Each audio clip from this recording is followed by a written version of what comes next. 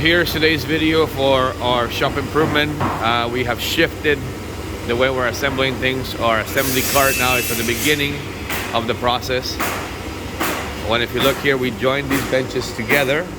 They used to be separated. They are joined by a little piece of wood here in the middle that allows everything to flow down the line.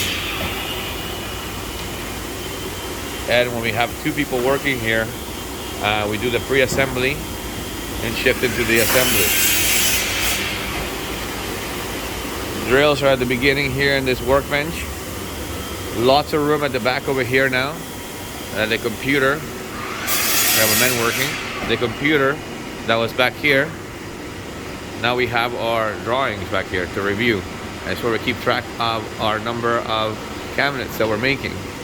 We review our jobs and punch into our jobs over here, just out of the way because we didn't want nothing behind the employees. They felt like they needed some more room back here, so we had a spot to put the computer, so we moved it there. And as you can see, the drills are all at the bottom with the screws facing the right way, so it's easy to grab. And as we're flowing through, it flows really, really well through into our shipping carts. When you look at our shipping carts, both sides of them have the little handles so we can pull them from either side. Then it flows into here, and then we have the computer that we moved over here now.